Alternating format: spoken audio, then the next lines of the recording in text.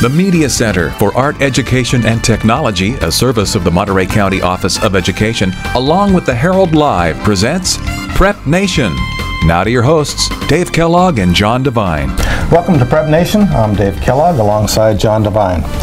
Two big games this weekend for first place in the Gatlin Division and the Pacific Division. First we have Salinas against Palma for first place in the Gatlin Division, and then LSL visits Seaside. So John, we've talked a lot about in the past Palma, Salinas, Seaside, but LSL's kind of flown under the radar. What can you tell us about them? You know, it's funny you mention that too, and they'll tell you that, hey, you know, nobody's talking about us, and that's fine. We don't care. I told Chanel Smith today, the head coach of LSL, it's not a sexy 6-1. You know, they haven't played that one dynamic team to make you say, wow, LSL's this. He said, hey, that's not our problem. It's out of our control. We played who we played, and we've beaten everybody who we've beaten. They're a good team, Dave. I mean, they've played good defense. They've given up 6 points in the first quarter all year. So they've jumped out on teams. They run the ball well. They don't throw it maybe as efficient as Seaside does, but they control the ball with ground controlling drives, and they limit you what you can do on offense. With their defense. Well, let's focus a little bit on their defense. What did they do especially well on defense? Did they stop the pass, for instance, which seems to be a key to beating Seaside? You know, they can. They didn't in an opener against Soledad. In fact, the Soledad quarterback threw for a school record in that game. But they've shored up some things since then. Javon Villalobos, they're one of their better defensive backs. He was an all-leaguer last year. He was telling me today that, you know, a lot of senior leadership on this team, you know, and they're starting to realize, hey, you know, we have a chance to do something special, something we haven't done in 7 or 8 years here, and that's win a league title. And I was out there today, or on Tuesday, and I just saw a humble and focused group of players. So Seaside has had, they're undefeated, our #1 team in the county, in the tri-league area, in fact. But they've looked vulnerable at times. Does that give LSL some hope? Do they believe they can beat Seaside? I think so, and not because Seaside's had some issues. I just think LSL believes they can beat anybody. I mean, they're a confident group of players out there. You mentioned Seaside. You know, they have struggled at times with some of the better opponents. You know, obviously Monte Vista comes to mind, where they needed a big defensive play to get back in that game late in the fourth quarter. But this is a team that has 5 receivers with a dozen or more catches. They have a quarterback that can light it up at any moment. It's consistency now has been his big issue, and a receiver and his brother who just catches everything. I mean, and that to me is going to be the key to this game, is can they stop Ronald Turner? Oh, okay. Let's hear what LSL coach Chanel Smith has to say. Tough challenge facing Seaside. Seaside is a very, very athletic and physical football team.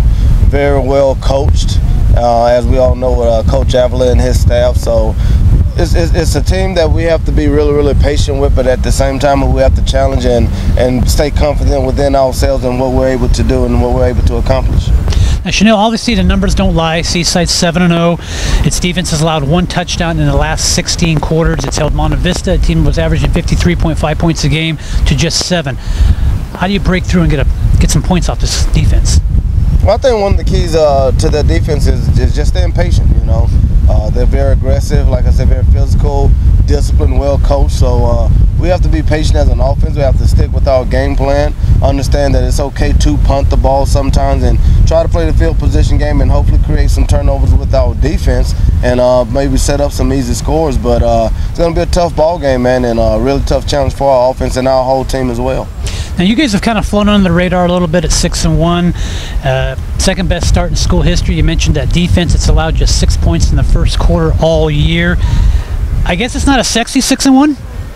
Well, it's sitting at 6-1. We're very happy to be in the position that we are, 3-0 in league as well. Our kids deserve to have this record, and our kids deserve all the success that they're having on the field right now. They work really hard to achieve that.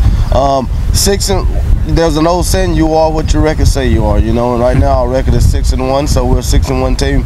You know, if people want to question the team that we played, then that's fine with them, but we just come to play very hard with whomever we have to play each and every year. I think our record or our schedule has always been a tough schedule, year in and year out, and this year is no different, man. We got a lot of tough games we got to play, and we really respect all of our opponents. Now, we mentioned the 6 wins. Obviously, there's 1 loss in there. It was to Aptos, 28-20, a team that I might add is undefeated in the Santa Cruz Coast. Athletic has won 6 straight games.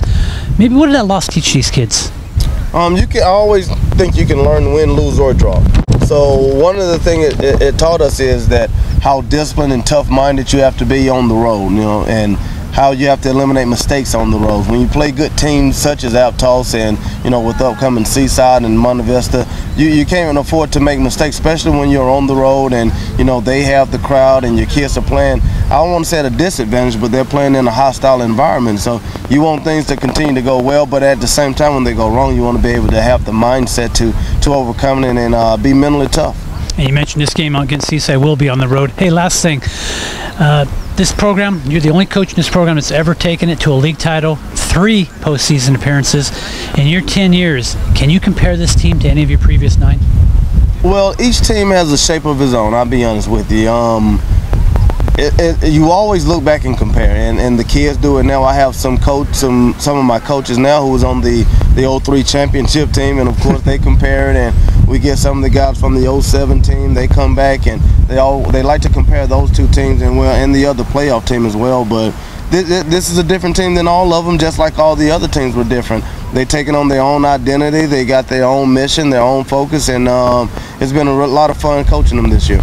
A lot of senior leadership. Thanks, Chanel. Thank you. Standing next to LSL All-League defensive back Javon Villalobos. Javon, people know you as a wrestler, but you've done pretty good at football as well. Do you have a preference? No, I really love doing both and just giving all I got in each of them, doing my best. Yeah. Hey, now tell me a little bit about this LSL defense. It's given up just 21 points in the first half this year. We play hard, we play fast. That's basically our saying right there. Play hard, play fast. Give it all we got. We train hard out here, and we do everything we got. And we train hard in the weight room, and when we come out here, we're ready to play. There's no hesitation. Sure. Now, you've seen film of Seaside. You've seen them in person. How do you stop that passing attack? I mean, they've got 4 receivers with a dozen or more catches. I say we stop it by bringing pressure. We know none of them really like to get hit hard, and we can do that just exactly. We get a lot of pressure with our D tackles, D ends, and DB should be able to shut it down. Yeah. Now, Javon, you've seen Ronnie Turner. You know Ronnie a little bit probably. He's 6'4". He leaps up. He makes these unbelievable catches. How do you stop that? Because no one has so far. Yeah, no doubt he's a great athlete, but I think just as long as we force his brother Michael to maybe throw some bad passes, we should get to him fine. We should be able to close and give it our best shot to jump up, but if we get enough pressure to create a bad throw, we'll be better off. So you think the key is putting pressure on the quarterback, getting him out of his rhythm a little bit. Yeah, I agree. Hey, I said earlier this year when I was out here back in August that I thought there was some good senior leadership out here, obviously you being one of those. Does this group, though, realize not only the importance of this game, but what's at stake, or do you guys even talk about that? I think I like to bring it up. I've been bringing it up more and more as it gets closer, and even at school, I'm just walking around, chanting around 7-1, 7-1, and saying that we have an opportunity to put up a banner, which hasn't been done for a while, right? And only once actually for football, that is. And I'm bringing it to their attention more and more, and I think as a team they're starting to realize it, and we're really antsy for that win. I bet, yeah. Hey, before we get out of here, what decides this game? Defense, special teams, or a turnover? Honestly, it's who wants it more. That's what it's going to come down to. That's what I believe. Heart, dedication, and who wants it. Well, see, now if it was going to be a turnover, I was going to say from you. No, why not? All right, Javon, thanks. So, John, how does LSL beat Seaside? Well, they're going to have to control the ball on offense. That's number one, and that's what they do well. Actually, we mentioned Javon Villalobos is one of their better defensive backs in all league last year. He's also one of their power runners. He's just a punishing type running back. Not a lot of breakaway speed, but he's going to make 2 or 3 people bring him down. So for LSL, if they could control the ball, run a little time off that clock, and Chanel even said this today, even if we have to punt, as long as we get some time off that clock and keep that offense off the field, that being Seaside, he believes his defense can stop Seaside, slow them down a little bit, contain them, however you want to word it, and stay in this ball game. But they have at some point have to move the ball offensively, and they're doing that on the ground. That's a big challenge, though, because as you said, with Seaside's defense, can anybody control the ball against Seaside? Yeah, that's a good question. They've allowed 49 points all year. I mean, the lowest total in 7 games this year. They've shut out 4 opponents to first-team defense. I mean, they just don't give up points. This is a Seaside defense that maybe we haven't seen since the Mason Foster era back in '06. I mean, they're legit. I don't know how they moved the ball. I mean, nobody has yet. I mean, I go back to the Soquel game 5 weeks ago where they scored quickly, Soquel did, and you said, uh-oh. And then that was it. And it seems like Seaside hasn't allowed anybody to score since then. 3 weeks left in the season. We've got a big game out just east of us, and that's Salinas and Palma. Palma's dominated the series the last, what, 8 years? 8 straight wins. Right. Why is it still a rivalry? Because the schools are about a quarter-mile apart. And, you know, a lot of people at Salinas High believe that a lot of the Palma kids are Salinas High kids. They go to Palma. Gotcha. But it's all the kids know each other. You know, with Twitter now, everybody tweets each other, texts each other. It's just a rivalry. It's an intense rivalry too, I think, for some of the parents, maybe too intense at times. You'll see 5,000 people there on Friday at the sports complex, which I might add is the last game at the Salinas Sports Complex, because next year Palma moves into that new venue that they're going to have across the street. Right. It's just a rivalry game. I mean, it'll draw, like I said, 5,000 people there. It doesn't seem to matter what the records are. It's just a big game. But I want to ask you this, Dave. When you've beaten a team 8 straight times, and Salinas has only beaten Palma once in the last 17 years, is Palma and Salinas' heads just a little bit? Normally I'd say yes, but I think the fact that Palma lost to Seaside earlier this season, I believe that's the only second time they've been beaten by a county team. And the last one being Salinas. So if I'm a Salinas guy, I'm thinking, well, they're vulnerable. And Monterey gave Palma a good run for their money as well. So maybe they're in my head, but I'm thinking, yeah, we can beat them because Palma is vulnerable. Here's my concern for Salinas right now. There are 2 linebackers, Julian Wilcox and Chad Salachi, didn't play last week against Monterey, and Monterey racked up 300 rushing yards. Both probably will play, but I don't know if they're 100%. And that's a big part of your defense when you're going up against a team that runs the ball a lot. Is Salinas going to have a hard time coming off that Monterey loss? Yeah, I think so. I think they win that game, believing they were going to win that game, as they probably do with every game. And that was a tough loss for them. They gave over 300 rushing yards literally to 2 guys, and a team with just 26 players, and being Monterey. Now you're facing your rivalries. I mean, they don't have an opportunity. They can't dwell on this game. They've got to get back and get ready for Palma, because this is for a league title essentially. If they beat Palma, they're tied for first going into the final 2 weeks of the season. They dropped the game. They dropped the 4-4 overall. Now you're pushing for a playoff spot. So in other words, it wasn't like everything was lost when they lost to Monterey. No, not at all. They can salvage it this week. Yeah, other than, you know, the potential of being undefeated in league play, which I know was a big deal for Salinas. And instead of playing for first place tonight, they're playing for a share of first place.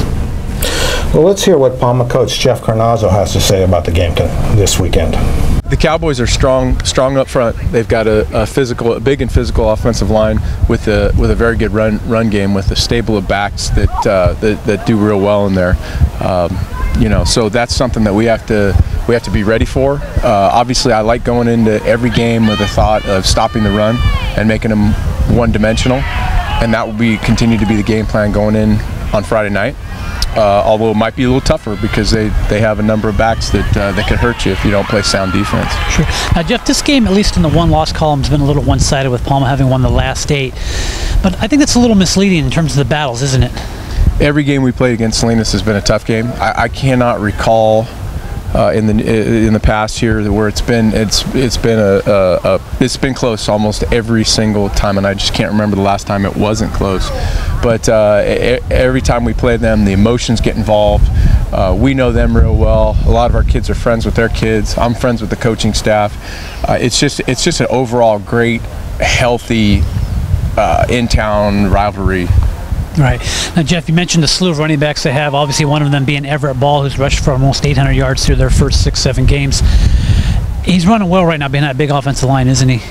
Yeah, and that's once again, that's Everett Ball, Kirkland, Wilcox are really good backs, and with the physicalness of the offensive line, which I think is one of the better offensive line they've had in the last couple of years, it's definitely a concern of ours. Sure. Now, 4 weeks ago, you made a change at quarterback. You were down 12-0. You were looking for a spark. Obviously, Mitch did that, but has he given you more than you could have imagined?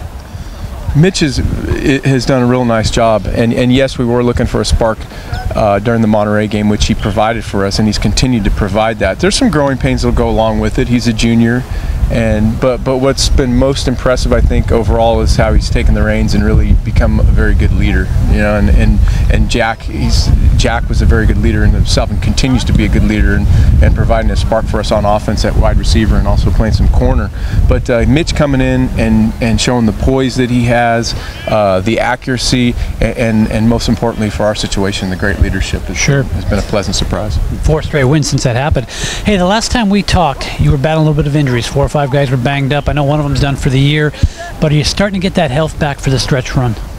You know, we suffered some injuries last week in the game against Alvarez too, so we're a little bit banged up, but it's football, and every team is at this point. And you know, you're just going to have to continue to coach in depth, right, at every position.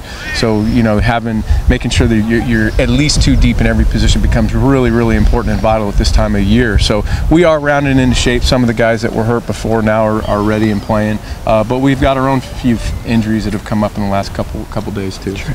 And Jeff, before we get out of here, I threw on Twitter the other day that I thought this game between Salinas and Palma should be played every year at the Pit. I mean, just that historic setting, 2 great rivals.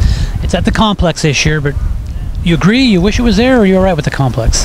Well, I tell you what, I've been to a lot of football stadiums, high school football stadiums in my life, obviously being a coach for 20 plus years. I've never been to a place that I enjoy more than the Pit. That being said, we love our own home at the complex, and no, I don't want to play at the Pit every year because of the emotions involved and all that. But it's a tremendous place to watch a football game.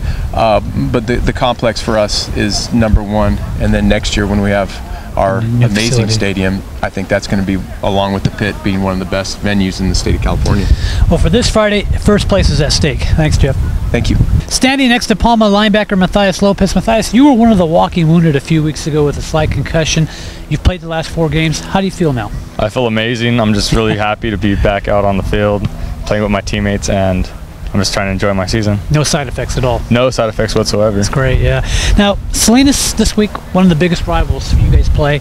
I'm curious, is it still a big rivalry even though you've beaten them 8 straight times? Oh yeah, it's a huge rivalry because we're so close to them, and they're always a really good team. Sure.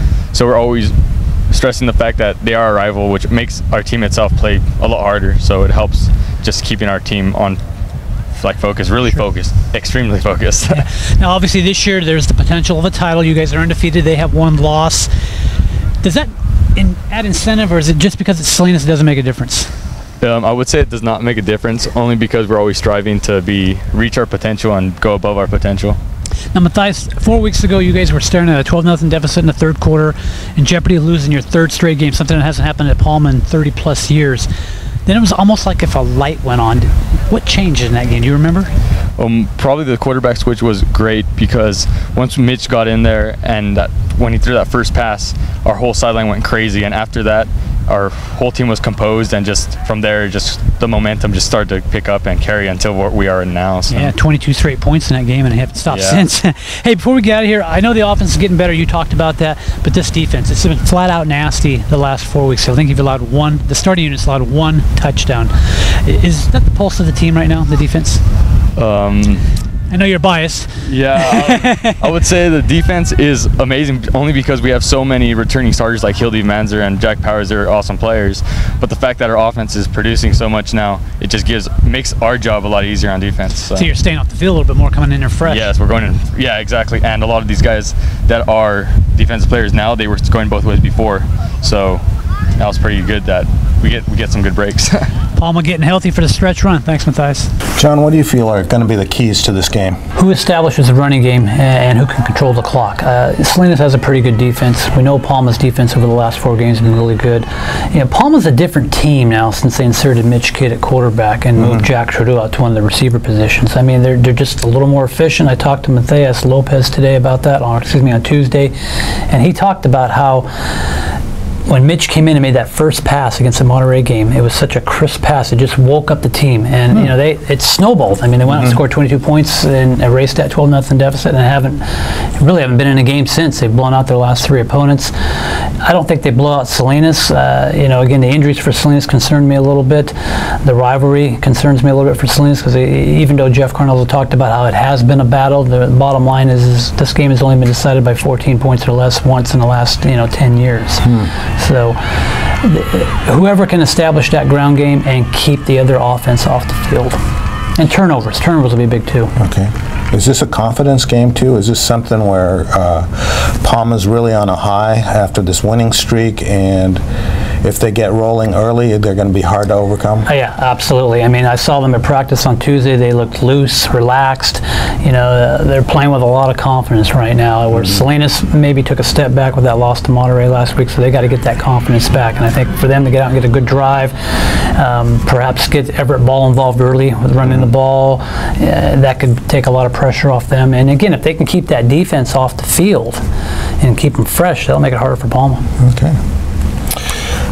Turning to the South Valley, we've got a clash with playoff implications, and that's King City hosting Stevenson. King City coming up a big victory last week over Soledad. Biggest win in 6 years. And why was that? Well, it was Soledad who went to the playoffs last year. King City hasn't been in the playoffs in 6 years. They hadn't, in my mind, beaten a legitimate team in the last 6 years. They came out and had a great goal line stand at the end of the game to hold off Soledad, who had won 4 in a row and 4 in a row at home. So it was a huge win for the Mustangs, and now they control their playoff fate. If they run the table, they're going to go to the playoffs as that second seed out of the MTL. I'm still not sold on 3 teams out of the MTL coming out of the playoffs, as some people think is going to happen. So I think you got to finish second to get that automatic spot. They took a step in that direction by beating Soledad. Stevenson has been a tough out this season. Close game against Pacific Grove last week. They hung with Carmel for a half. Can they go on the road and upset King City? I think, yeah. I mean, you mentioned a bit of Chris Morgan, the Pacific Grove coach, told me this is the most improved team in the MTL, and he's right. They've lost 2 games by a touchdown or less. They could easily be 5-1 instead of 3-3 right now. They've made some mistakes at crucial points. An interception in the end zone that really hurt them against Pacific Grove. But they play well. They play sound football. They don't do anything special. They just go out there. Remember, there's only 20 kids out there. But they just go out there. They play fundamentally sound ball. If they can just eliminate some of those mistakes, I mean, they could win this game. If they lose this game, they're probably out of the playoff picture completely. I think they're out anyway, Dave, because they've got 3 losses in league play. This is a bigger game for King City, but the thing is, Stevenson now can play the role of spoiler. I mean, they can if they can upset King City, then it kind of creates a real logjam for that second spot. And King City's got to be careful not to be looking ahead to Pacific Grove next week. That's what I was going to say. The Pacific Grove game in 2 weeks is probably going to be the one that determines the second place team, correct? It will, although both of them will tell you, hey, we're still in this title hunt. We only have 1 loss, and that's true too. And Pacific Grove still has a meeting with Carmel at the end of the year, so stranger things have happened. Okay. 3 weeks to go in prep football regular season, and then we have the playoffs. So things are heating up. They are. And hey, before we get out of here, we've got the Monterey Bay League Gablin and Pacific Division Cross Country Championships on Saturday at Toro Park. This is the first step towards athletes getting to the state championships. All right. Where are the CCS championships this year? Toro Park as well. Okay. So, yeah. A lot of good running action down in Salinas. Stay dry. Okay, we're back and we're talking JC football with Tommy Wright, who covers it for us here at the Monterey County Herald. 2 weeks into the Coast Conference season, and we only have 2 undefeated teams, and they happen to be our 2 teams, MPC and Hartnell. MPC coming off a huge victory over West Valley, like 54-7, I believe it was. What's the difference for West Valley, for Monterey Peninsula College? I think really the biggest difference has been their running game in the last few weeks. It's really revitalized this team. Their defense has played better as well. I mean, you can see in the score only 7 points, but Nicholas Alarcon, he's really been carrying this team on his back.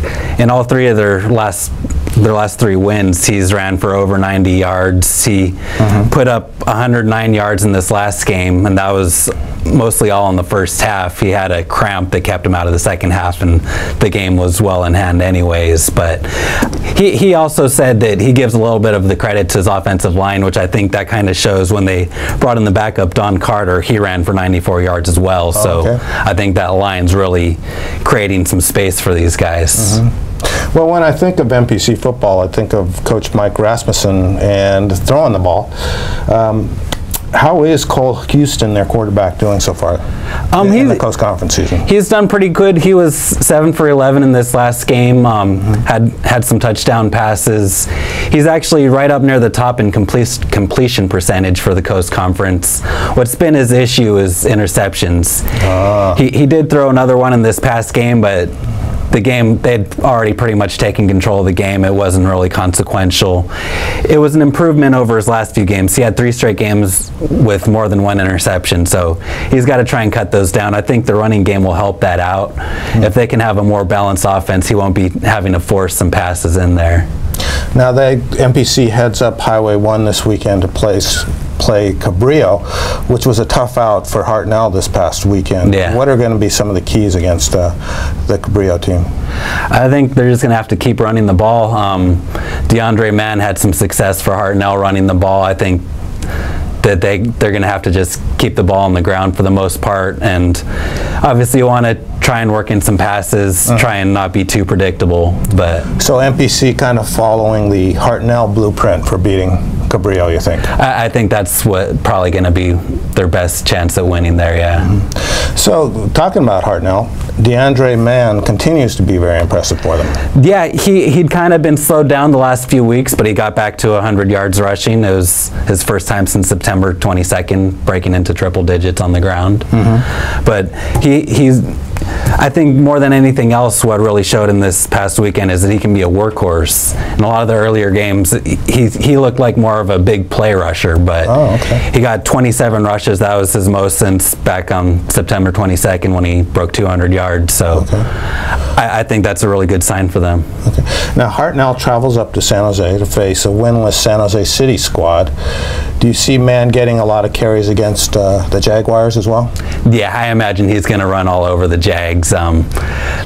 San Jose City College isn't really putting up a whole lot of a fight right now. I will note their quarterback's done pretty well. Nick DeMartini, he's actually #1 in completion percentage in the Coast Conference, although he hasn't thrown quite as many passes as Cole Houston.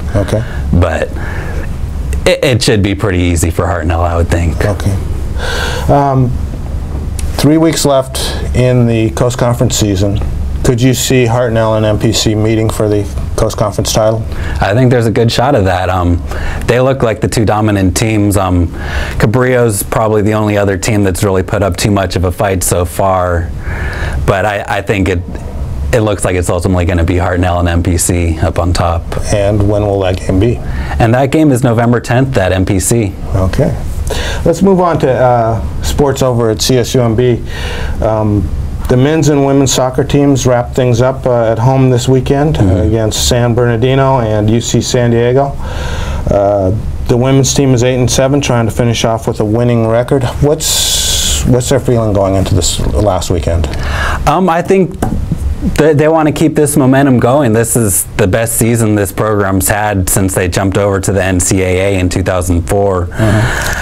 I think they have a good shot at finishing over 500.